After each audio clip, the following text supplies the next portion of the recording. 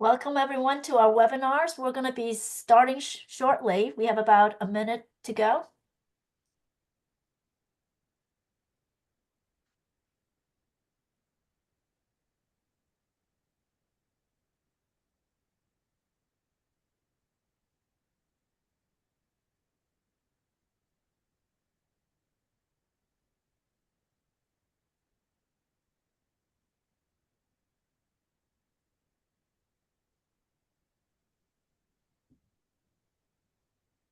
Looks like people are coming on. We have a lot of people signed up for this webinar, by the way. Good.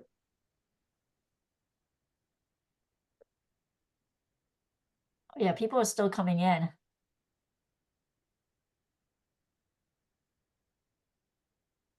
All right, well, it's 2 o'clock, and so I think we're ready to get started. So welcome everyone to our webinar. The topic today is CFOs must communicate beyond the numbers. We have a couple of slides that goes through the housekeeping, and then we're going to do introductions. So really quickly on the housekeeping, if you have any questions there, you should see there's a little icon for questions. Please submit your questions in the question box on your control panel, and we will answer them throughout the webinar. And today's recording and slides will be emailed to you following the webinar. Next slide, please. So this presentation is CPE accredited. So we do have a few things that we need to follow as to get the CPA, to get the CPE. Your participation today may earn you 1 CPE credit. To receive a CPE credit, there are 3 things that we need to do. Actively respond to polling questions 3 out of the 4. Complete the survey that will pop up at the end of the webinar and stay on during the duration of the webinar. If you have any technical issue, please indicate in the chat box or email. There's an email address there. If you can email Kristen, and she will help you if you have any issues in this session. Next slide, please. So let's do a quick introduction. So my name is Bulin Tran. I'm Senior VP of Financial Solutions here at JMT. I'm in the DC area. I've spent my entire career serving and supporting nonprofits with their back office accounting operations, leveraging financial systems like ERP solutions, AP automation, budget management solutions. And joining me today, we have 2 special guests. I've got Michael Gilman and Paul Preziotti. And gentlemen, if you can introduce yourself, please. Thank you, Bulin. I'm Michael Gilman out of Washington, D.C. area. I spent most of my career in public accounting, but working on the consulting side. About 7 years ago, we started a consulting group, Fiscal Strategies for nonprofits, and continue to work closely with different CPA firms. We sit between a CFO, Chief Financial Officer, and CFO, Chief Strategy Officer, helping organizations with sustainability and continuity and financial related issues. Sustainability Education for Nonprofits is an all-volunteer website where we post new information every week, and some of the information we'll be covering here today, you can find templates and articles related to it. Thank you. And good afternoon or good morning, depending on where you are. My name's Paul Preziotti, and I'm a partner with Johnson Lambert. A little bit about our firm. We're a national CPA firm that provides audit, tax, and other assurance solutions to the nonprofit, employee benefit plan, and insurance communities. And similar to both Bulin and Mike, I've been working with nonprofits my entire career, serve on a number of nonprofit boards, encourage everybody to do that. But without further ado, let's go ahead and get into it. Great. Next slide, please. All right, just a little bit about who we are. JMT was founded in 1991 to help nonprofits achieve their mission. We work exclusively with nonprofit organizations, and as you can see here, we are headquartered in Nashville. We serve over 2,000 nonprofits across the U.S. and a few in Canada, supporting the nonprofits' back office accounting operations with financial solutions and accounting services. Next slide, please. So in terms of our services, as you can see here, there's a couple of services that we provide. JMT implements and support cloud-based ERP solution, one of which is Sage Intacct. We'll talk a little bit about that later in today's sessions. We also support MIP. We implement and support various budget management solution as well. We do provide outsourced accounting services, as well as perform accounting operation assessment to many nonprofits. We assist with the system integrations of many of our clients, not only ERP, but they also have numerous other systems as well. We're there to help them integrate, as well as provide support on grants management. Next slide, please. Next slide. Great, thank you. So we have we have a conference. This is a JMT conference. It's called Innovate. It is a 2-day annual conference for nonprofit finance professionals, where we bring together people, ideas, experience, and knowledge. You'll learn, you learn from the best and the brightest in the industry to gain valuable insight into latest trends and best practice. Innovate is this year will be in Nashville. It's May 5th through the 7th. Next slide, please. All right. So we're getting into our presentation. So today's learning objective, we have 3 learning objectives: identify key financial reporting strategies for nonprofits, gain strategies for communicating financial insights beyond the numbers, review how Sage Intacct is utilized to streamline financial reportings. Next slide, please. So our agenda for today, 3 areas that we want to cover. 3 steps to simplify monitoring the balance sheet. We also want to cover there are no perfect financial dashboards, and that is a good thing. And finally, we wanted to showcase the Sage Intacct dashboards and financial report. There are many systems out there that does dashboards. For today's presentation, we're going to showcase Sage Intacct. And now I'm going to hand it over to Mike. Thank you, Berlin. Paul and I are excited to be here. And Paul, I just wanted to start a little discussion up front. Boy, we spend a lot of time, Paul, right, making sure that the reports come out correct, they're on time, and all this stuff. And we want the auditors to be happy, right, and not to be an issue. But I think the subtle theme for me, Paul, here today is to remind everybody that we're here for the users of these reports. And sometimes we lose sight of that because we're really working hard and up against a lot of deadlines. Would you agree with that statement? Absolutely. The financial statements are, even if you have the most high quality set of financial statements, they're only good if you have them in a format or with data that helps the users digest that information. And I think we can give people a lot of options and see what's possible through our presentation today. Exactly. And Paul, I think we're always balancing 2 things. There's a lot of compliance issues, and we want our ERM, enterprise risk management systems, and risk in general to be managed well and to have things under control. And I'd look at the audit process and even the 990, as part of that process. But the other part of the process that we have to balance in ways that the reports are useful to the key, these non-financial managers. And they want to take comfort that the auditors were happy, but this information's got to help them to be better board members and senior management side to be able to, project and manage the organization well, and from staff and everything to let them know that there's a financial consequence to all the decisions that are being made. So that, Paul, sets the stage for 3 steps for simplifying the balance sheet. And Paul, you and I were discussing this a little while ago. I think one of the biggest hurdles when it comes to these balance sheets is getting people into a rhythm to be comfortable to open it up and read them. And I think as human beings, we're more comfortable with budgets and income statement of activity. But I think the balance sheet is just really critical, for us to get into. And so we want to walk through, and we think the way for us to help these individuals connect and find that rhythm is that there's a 3-step dance we're going to take you through. But Paul, before we get into it, can we spend a minute here talking about that? The health of an organization is best viewed through the balance sheet. I mean, Yeah, your budget reports don't really talk about that. no, I couldn't agree more. It's easy to default to the statement of activities just because that has a finite result, right? You either made money or you didn't make money. Whereas the statement of financial position for nonprofit organizations, there's a number of metrics you could look at. And especially when we realize, too, a lot of the users of these financial statements don't necessarily have a financial background. Exactly. And the other thing, Paul, I think to consider is, and more I fall back on this, is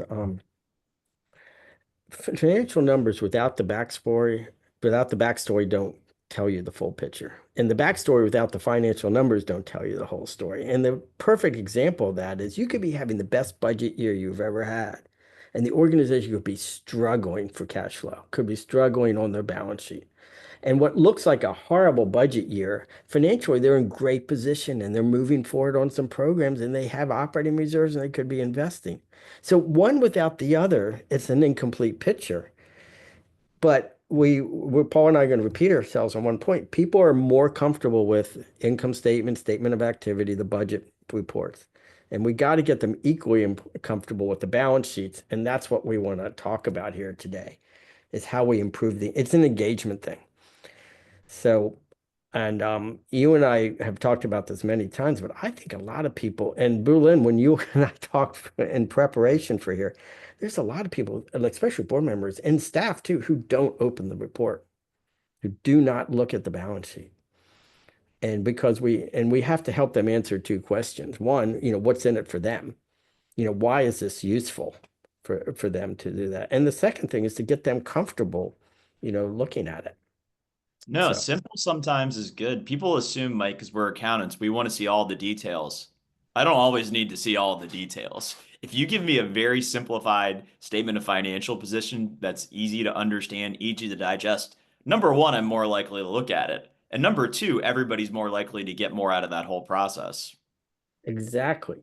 But when you wear your controller, CFO, accountant hat, you like a lot of details. We want to make sure things are there. But when you're putting on your manager hat and you just saying, where's the organization going? We want to see an easy to read picture.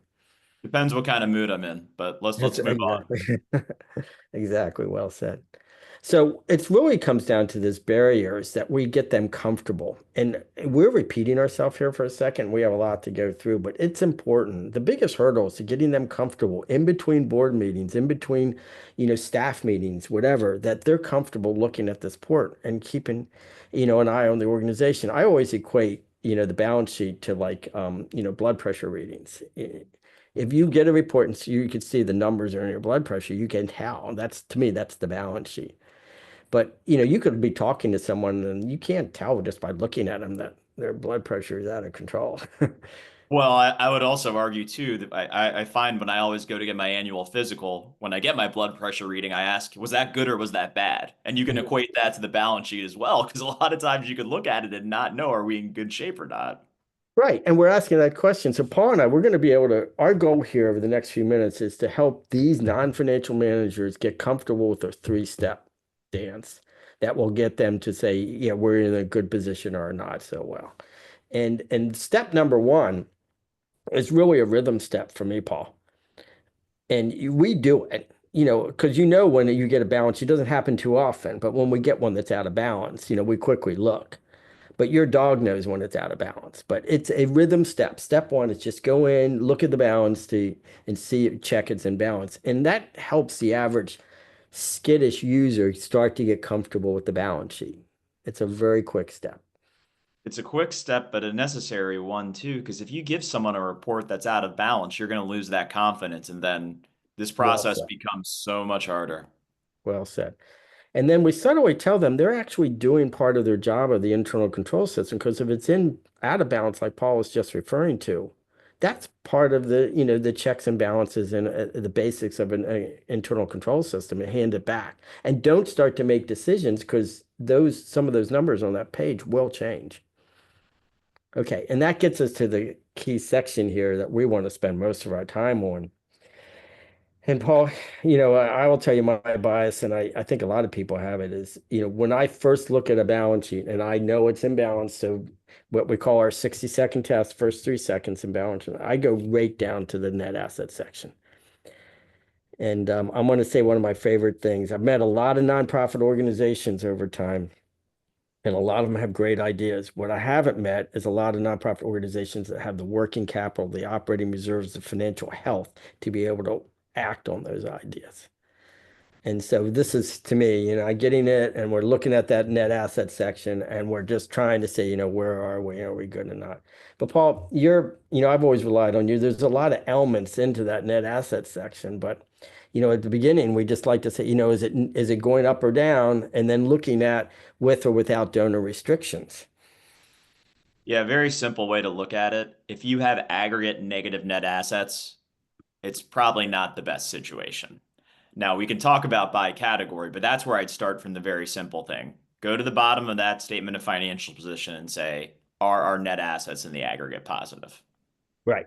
So find it, as Paul said. And number two, are they positive? But then a second step, and this is where I think we start to get these people to feel going from an amateur reader of the balance sheet to a more experienced reader of the balance sheet, when they can start seeing the difference between, with and without donor restrictions, unrestricted versus restricted, and start to understand that. And that's where I think we can have a nice discussion with them. Like, what's normal?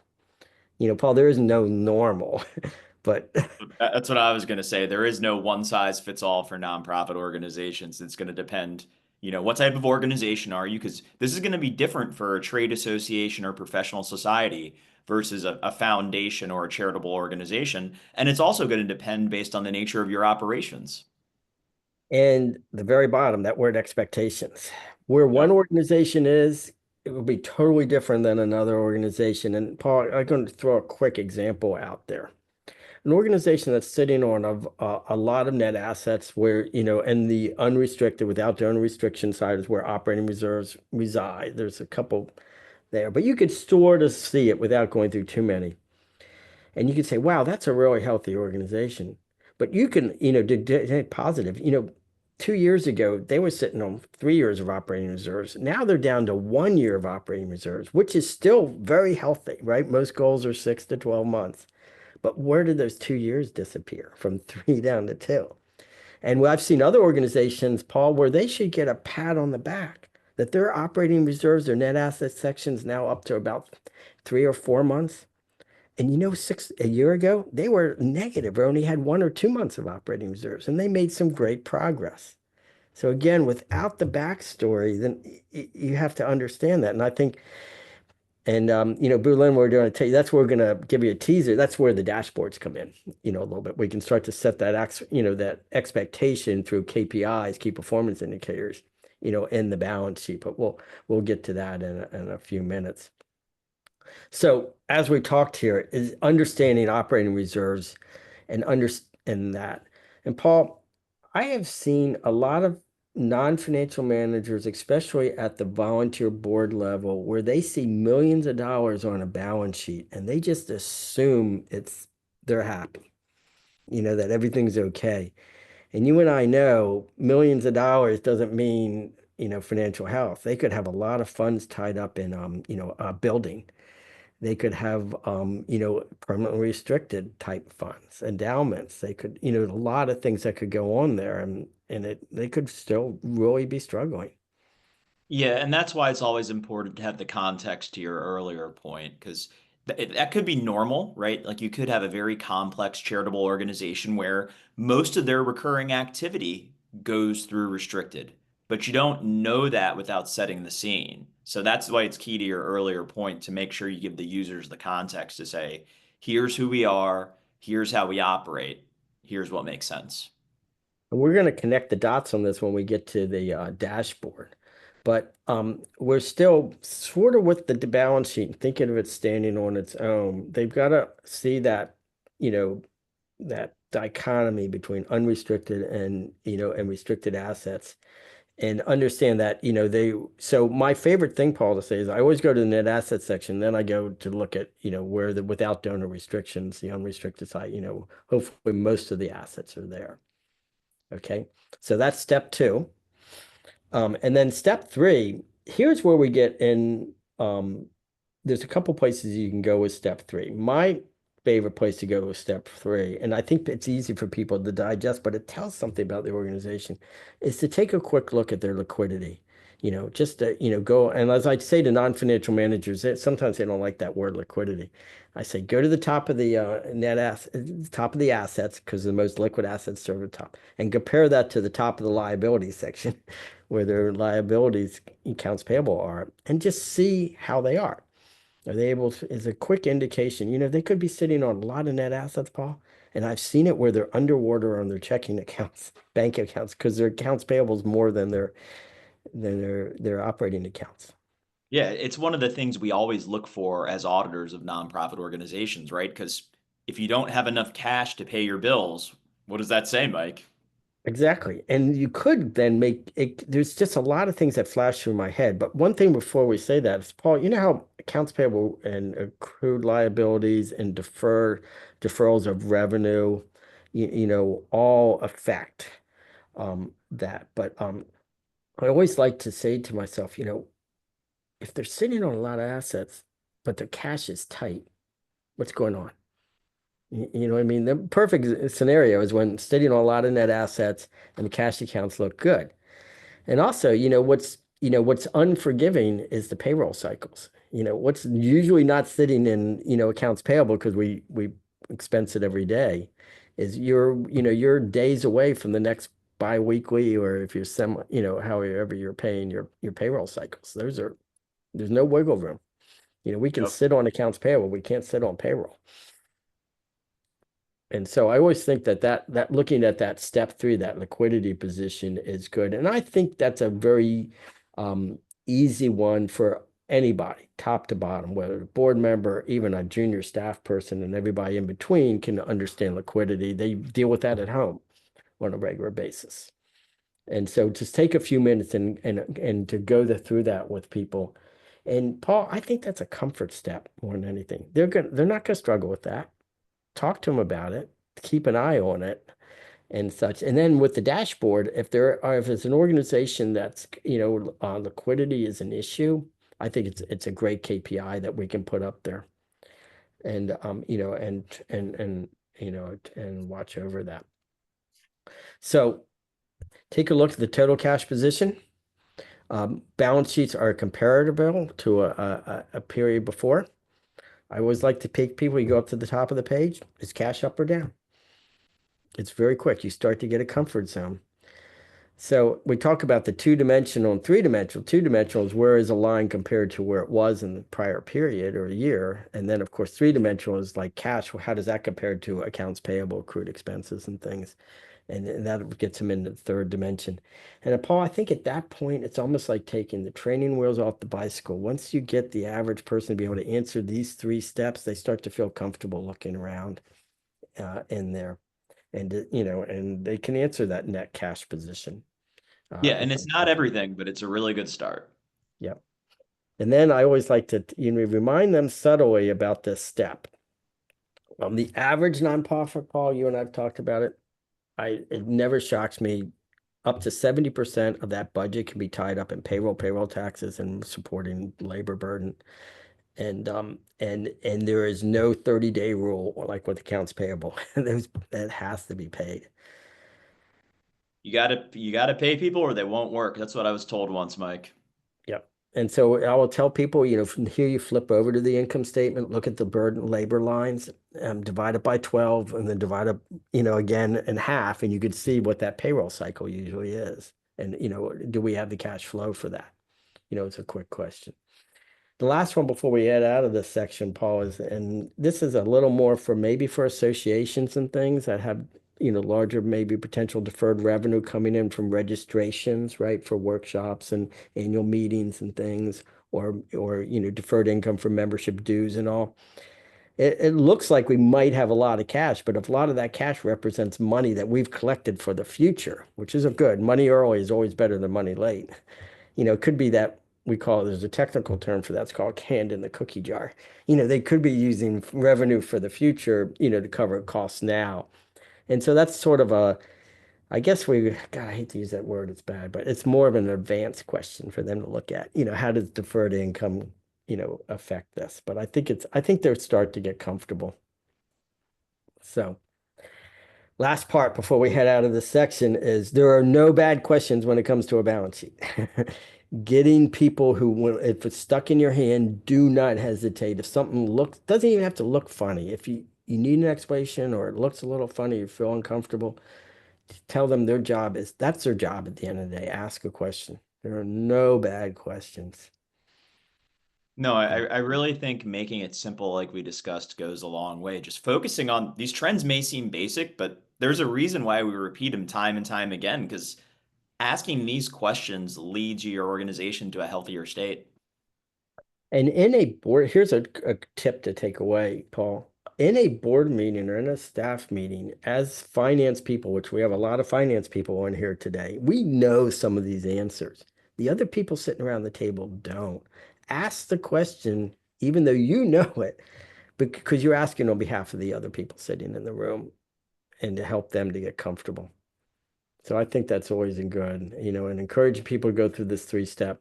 On that website we showed you for sustainability, we have both a checklist if you want to use it and a small supporting article that talks us through. Sometimes the checklist helps people get used to going through the 3 steps, but they'll get comfortable with them really quick. So Paul, that leads us right on time to our first polling question. Okay, first polling question. Do you agree with these 3 basic balance sheet assessment steps as a starting point for board members and other volunteer leadership and users of financial information? So please go ahead and submit yes or no there. And if you want to give some feedback too about what other components of the balance sheet you like to highlight in the chat, we'd love to get that from you. Yeah, I would love to steal an idea or two here, Paul. It's always curious to see what else people hone in on. There, any feedback there? We'd love for you to share. Is there a line that, everybody has their personal, it's almost like, what they like to read. What are you reading? Yeah, what's your favorite line? Paul, I know you like to watch the markets. You guys like to look at the investments, but So we did get the Okay. results back. Are you, I wasn't sure if it's popping up, but majority, 97% says yes. That's great. this 3-step we cannot, because the biggest barrier at the end of the day is getting people comfortable with something they were uncomfortable with and letting them know that they can answer some questions from themselves with a very minimum investment of time. Okay, and such. And we will catch this in a future one, but they should be doing this in between meetings for staff. They should be doing this in between board meetings because most organizations, their board is not meeting or finance committee meetings and such. So they should be, riding along with that. The other comment I'm going to make really quickly is sometimes people are afraid to ask the questions publicly, whether they're in the room, they're just, I think, Mike, you mentioned ask the questions even though you know the answer. I think that's helpful. I also think that making yourself available to people, because they're afraid to ask those questions, right? It's more important that I think that they know how to read these financials and knowing that, you're there for them, regardless of how, silly these questions may be, to help them understand the numbers. Yeah, you always hear people saying, where's the tripping and falling hazards? And not how people see them. That's why they fall. And I think as CFOs, we have to keep our eyes open, watch the audience. And that's sometimes, even though we know what the numbers look like or where they expect, we need to say the average person sitting around the table might not see it. And so for us, asking a few questions on their behalf is so important. Berlin, you're right on there. And I think that's the theme for the dashboard. And, there is no perfect dashboard. And I think when it comes to dashboards, we can compare accountants to artists. We're all different types of artists, and everybody has their favorite dashboard.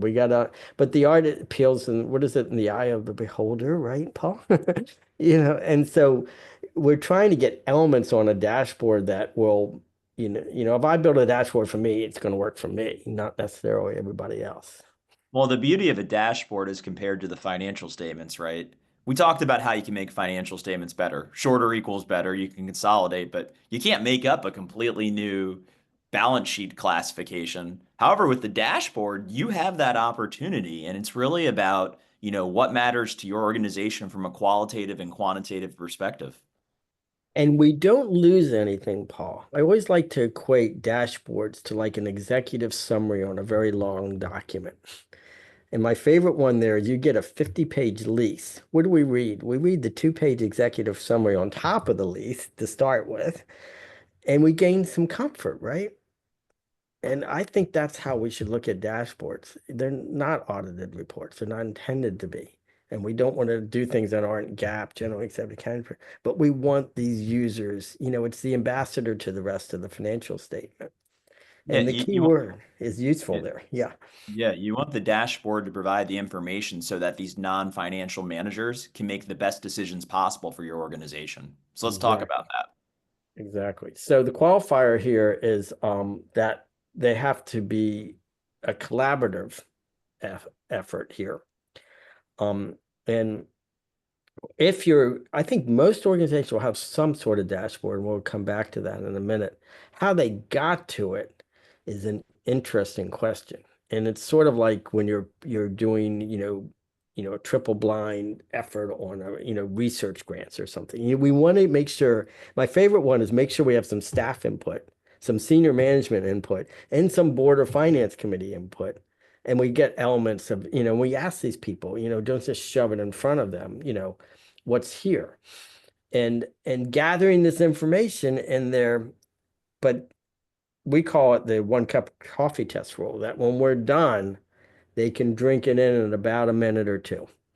And they can tell real quickly, it's like go, no go, my cup of coffee is not what I ordered, right, Paul? They can see where the organization's going. Yeah, and to Mike's point, please, please, please don't send 10-page dashboards. That defeats the purpose of the dashboard. The purpose of the dashboard is to be concise and to provide the necessary financial information to make decisions. 10 pages doesn't help that. Yeah, and it's almost a little bit like a table of contents in that the dashboard not only will be easy to read, but it'll help people connect what we call this 3 dimensions. And Paul, to me, 2 of the 3 dimensions are sort of sitting in gap. We have to have a balance sheet, right? And, and statement of position, and we have to have a statement of activity, an income statement. And the dashboard helps to pull those 3 in.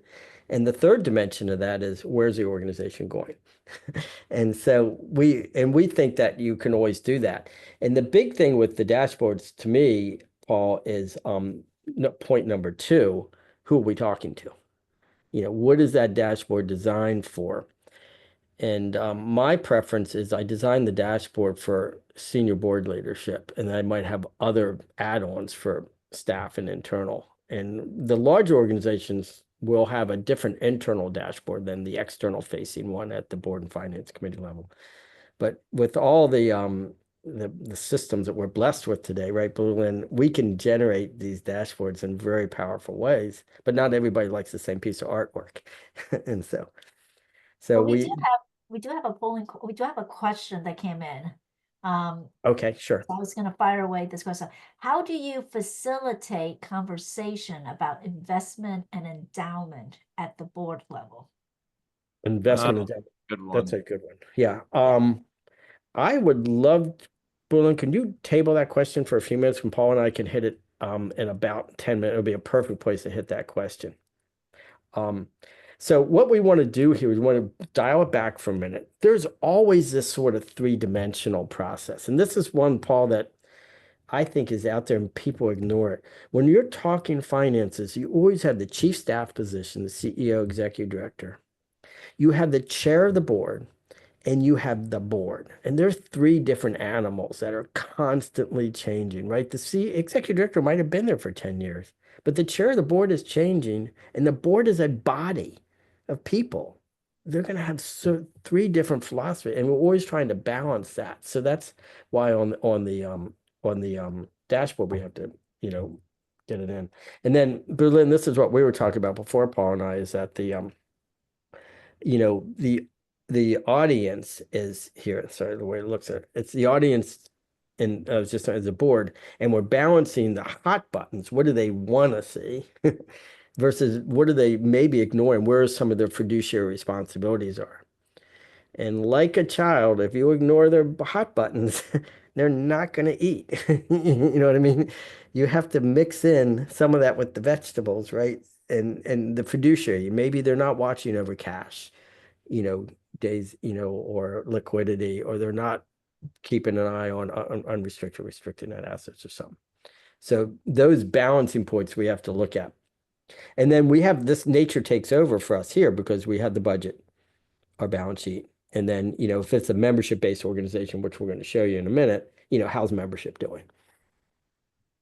Yeah, and side note, Mike, you talk about getting information for the hot buttons. One philosophy of mine is use the orientation process for board members to get that information. It could be through Right. surveys, it can be through interviews, but you can use that to develop that relationship and get that information so you can make these dashboards a win for all involved.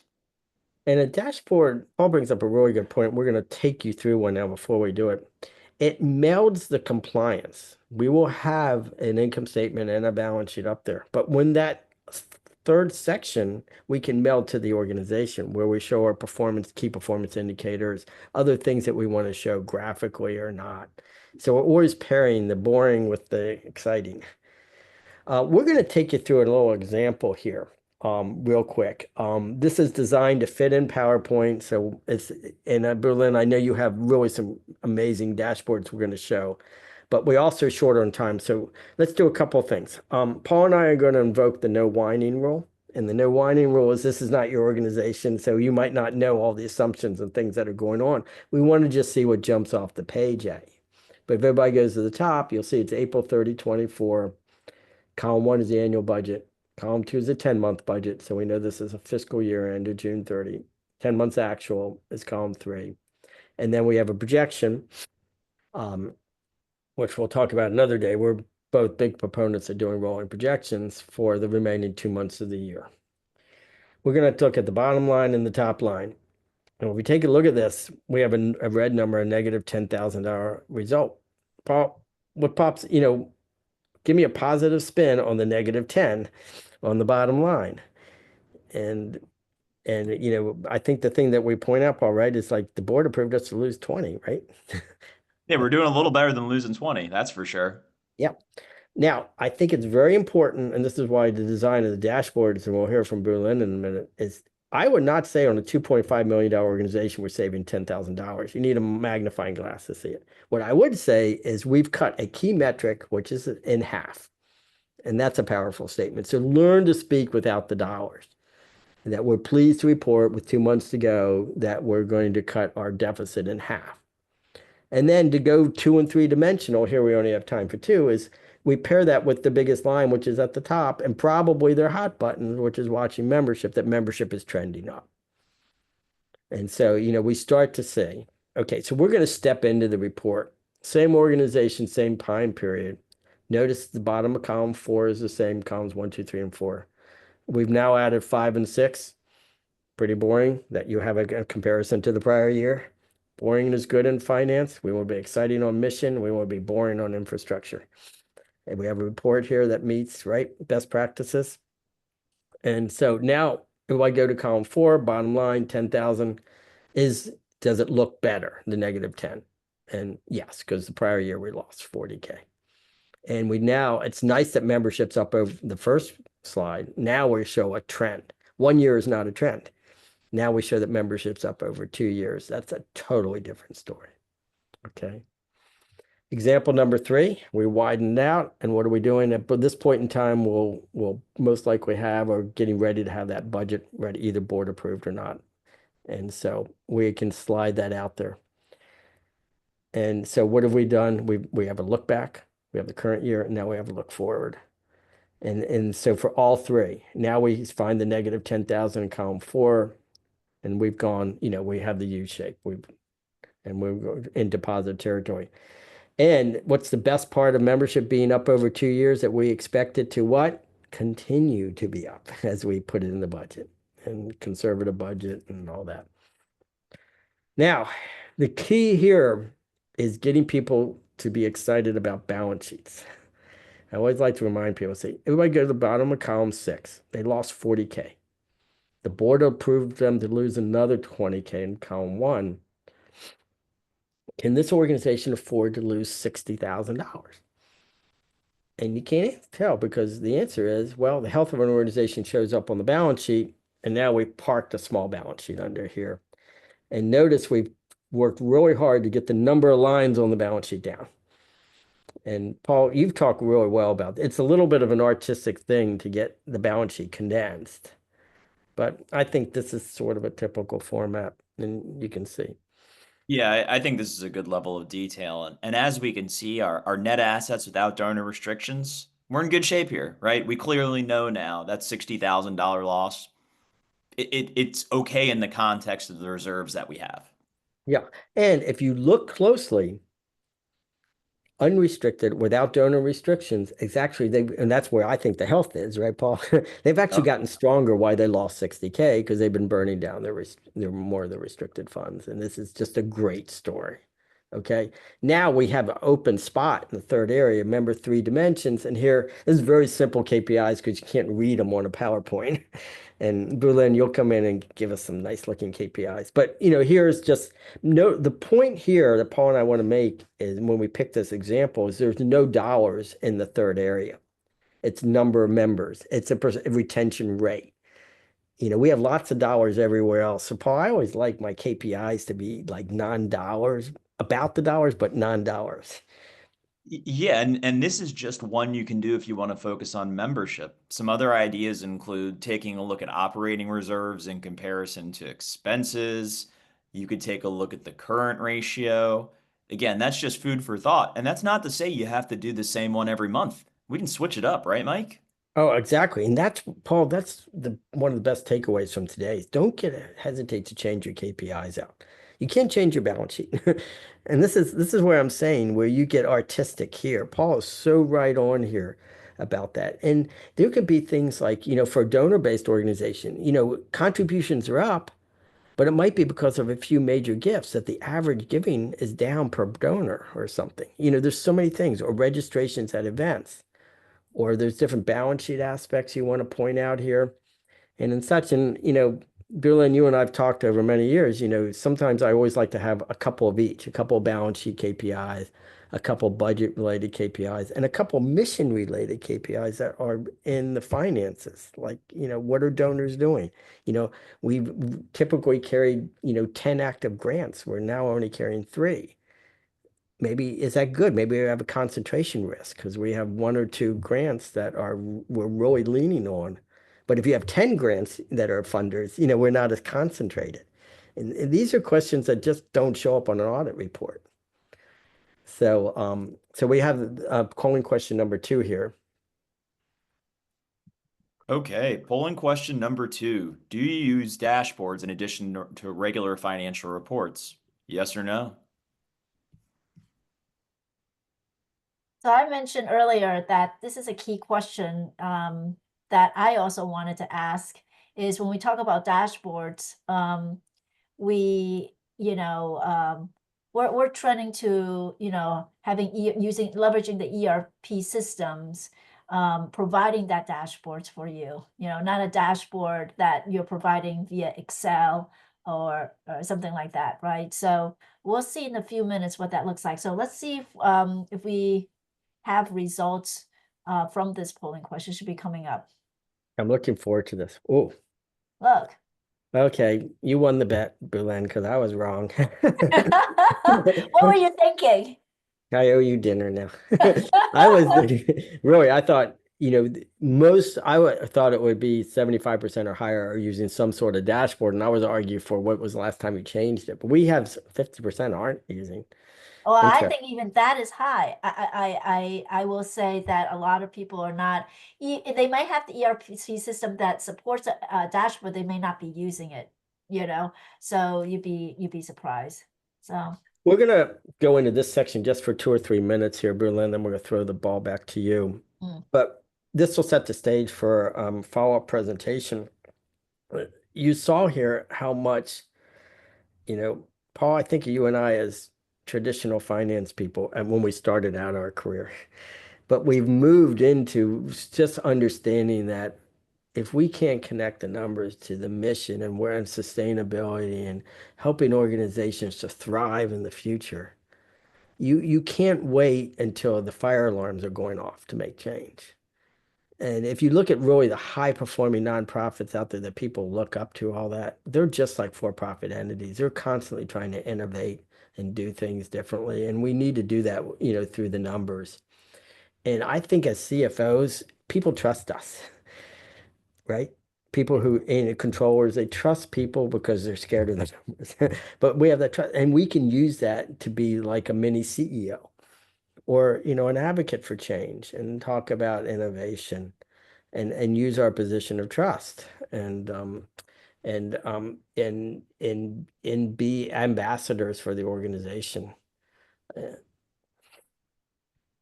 Yeah, it's really thinking about being the quarterback for your finance team. So let's go ahead and go to our last Yeah, polling we're question. we're, we're asked here. We need to head it back to Berlin in a sec, but what do you think about this? Yeah, polling question number 3. Do you consider the chief financial officer to be a highly visible senior management position? And Mike, while we're doing that, let's answer the one question we have. How do Sure. you facilitate conversation about investment and endowment at the board level? Perfect. Um, Back to the dashboard. I mean, back to the balance sheet discussion we had in the beginning. Back to the analysis of looking at the net assets section. And if you're an endowment, this will be particular to endowment situations. I always like to remind people when it comes to endowments, it's called being next to the river and dying of thirst. The organization will be managing sometimes millions, hundreds of millions. We've seen some mega size endowments out there. But those funds, to me, have a lot of tripping hazards in them. And we can't evade that corpus and all that. And then get used to, my favorite question is to almost pretend like they're not there. So here's what I do. On a written report, if I'm sitting in the boardroom, I draw a line through the permanently restricted with donor restrictions, and I draw a line through investments. And that's what it looks like without those funds on permanent. Temporary restricted is a different animal because they're spendable. But whenever I see permanently restricted in investments, and if most of the permanently restricted is their investment pool, I draw lines through them, like pretend like they're not there. Yep. And that's good food for thought. Probably where I'd start is having a conversation at the board level about risk and time of investment and go from there. And once you understand the risk, once you understand the tolerance for how long you want to invest, then you can present options for moving forward. Yeah, and Paul, you bring up a good point because I'm not downplaying those endowments. We have to manage them, and that's a lot of responsibilities and a lot of accounting. But from a financial health point of view, they don't help us. Yep. Good. So this is an interesting answer to this question. People do visualize it. Yeah, I oftentimes think a lot of chief, controllers, director of finance, CFOs, they end up hiding sort of in their back offices. They're not out there as visible advocates for the organization. But But that's good. good, Hopefully that's changing. but good food for thought. So let's go ahead and advance the slides and make sure we get to the portion where we can show some more examples of dashboards. Yep. Lynn, I believe this is your time to shine. Yep. yeah, so really quick, I do want to get into the software, but why use dashboards? I think we kind of highlighted a couple of these items, and obviously the real-time insight. So you're getting that information real time. Now it doesn't have to be real time. You can specify, what period of time you're looking for, but you can control that right within the dashboard. And when I talk about the dashboard, I'm talking about the dashboards that you would get through your ERP solutions. And if you're on any modern cloud-based solutions like Sage Intacct, for example, you're going to have access to that dashboard. Visibility, clarity, certainly you're going to be able to drill down to the details. Interactivity, it allows you to basically be able to talk about these financials. It's a central place that you can access information. One of the things that Paula mentioned is let's not have gazillion stuff on your dashboards here. I always say that less is better, right? It's about the quality of what you're putting out there than the quantity. And a key thing that I actually spoke with Mike on before we got into here is understanding what your users are looking for, right? Whether it's a board member, whether they're department manager, you have to really understand what their wants are. So I'm going to go ahead and share my screen. I'm going to take control. I think Mike, oh, perfect. Perfect. So let's share my screen here. So I'm gonna bring over a dashboard. So hopefully you can see Sage Intacct here. So really quick, this is actually, I tried to replicate a little bit of the information you saw that Paul and Mike presented, some of these key metrics, right? So in this dashboard, the dashboards could be role-based, so you can set them up as a role. I'm the controller, so as a controller, I can see a dashboard, or the person accessing this dashboard could be a board member as well. So you don't necessarily just give this internally, you can also give access to this dashboard to a board member.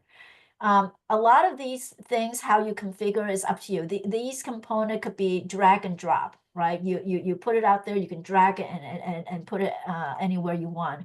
The dashboards you see here, you've got filters up here. You can run this filter at a specific date. You can filter it by any of the department, for example, or cost centers.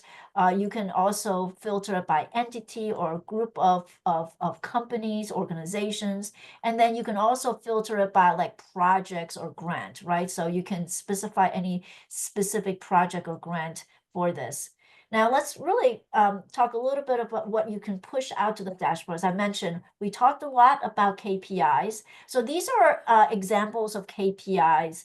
We talked a little about liquidity. You can definitely put liquidity percentage KPI out there. One of the things I really like, and I don't see a lot of people do this, is non-financial data. We tend to focus a lot on financial data. What about the non-financial data, right? That's non-financial. Let me give you some example. Maybe new membership, right? If you're an association, right? What about terminated members, right? And I have some clients that are school, they're charter schools, right? So with charter schools, you might be interested in perhaps student counts, right? So again, understanding who's looking at these numbers and what are their interests, what's key for them. And this is a great way with KPIs to quickly see what you want to see, like within seconds, really, what's key information for you. I took some of the reports, Mike, that you gave us and actually put it into a financials report right here, right? So you see, here's my annual budget. You see my year-to-date budget, actual differences, right? You see, there's my projection. There's my projected year end, right? My annual budget, my projected may be different, right? Here's my prior year actual. Prior year actual, you want to know where we are against prior year, right? All this information here can be drilled right into it. All these items are in blue, allows you to drill into to see the actuals, the numbers. Couple of other things I just wanted to mention quickly is sometimes, depending who your audience are, graphical depiction of your data helps. Meaning, some people, when they're looking at this, right, they're glancing over the numbers. They're not looking this column against that column. But in a simple graph like this, that could be helpful. And I'm just going to expand this a little bit and show you. This is one of my favorite. So this gives you sort of a look at, budget. This is actually P&L. This is revenue, expenses and change in net asset. And a report like this, you can toggle between the numbers and the graph, and you can actually click into this graph and it'll give you these numbers just like that. And then just like the toggle that you saw. But here I can expand the details of these roll-ups, right? So you can get granular as one. I'm not going to go too far into this, but you can drill all the way to the transaction level if you want. This level of details may be a little bit too much for the board, but for like department managers or your program folks, that they may want to look at the details, in this. And this is just another graphical report. And then one other thing I just wanted to mention, this is one of my favorite report. This particular report is interesting. It's a P&L, but I'm gonna make this a little bit bigger so you can see. What's different about this particular report is I've got my budget here, right? This is like the naming of this is not right. Should be called statement of financial activity. This is a P&L. It's not a functional expense. However, one thing I wanted to mention is that this report has this column here called commitments. So I have my budget, I've got my actuals, and I'm pulling in my commitments. So let's talk a little bit about what are commitments. So commitments is exactly what it is you've signed a commitment with a vendor. And so that money is coming. You might not have been invoiced yet, but it's committed.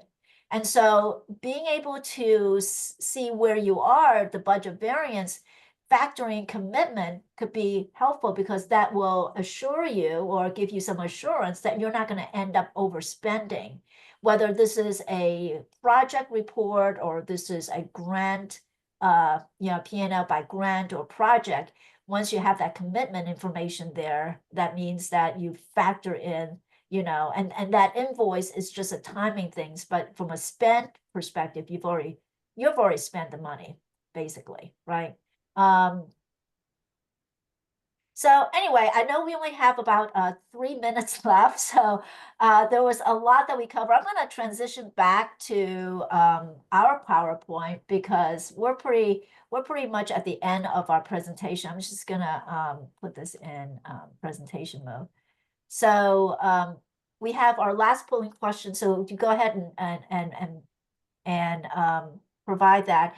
And we do have, first of all, I wanted to thank, I'm going to stop sharing here for a second. I wanted to thank everyone for attending this webinar.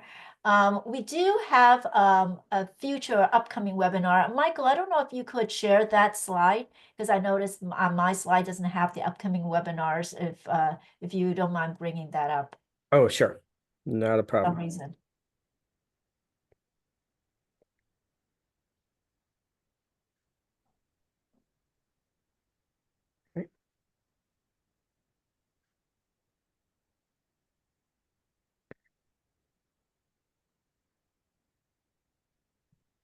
There you go. So just wanted to mention a couple of things. Actually, tomorrow we have another presentation specifically on 1099 with Sage.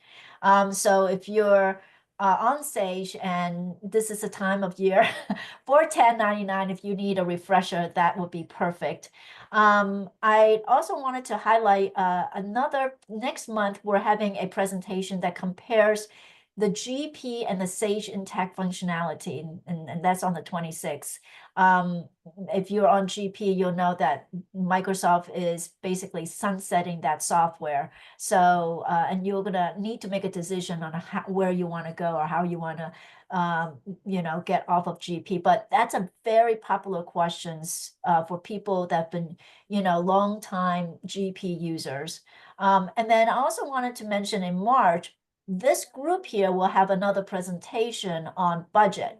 So we'll see the same team and we're going to talk about how, fostering culture of continuous planning. This is multi-year planning that is really important for long-term sustainability. So you'll see us again on that. So I just wanted to highlight that. We actually do have another couple of other questions. I wanted to make sure we get through a little bit more questions. So there's I think someone brought this up. Accounts receivable for nonprofit with grants is what I look at as well. Like you said, revenue could be high, but if AR is high, why are grants not receiving funds? Yeah, you definitely want to make sure you're getting that money. Mike and I agree with that. Yeah, and it'll be different for different groups, but you can tell. And then, what I would do, like Berlin was just saying, multi-year planning, make sure you know your history when it comes to accounts receivable, because it can even be seasonal, right, Paul? It Yep. can, yes.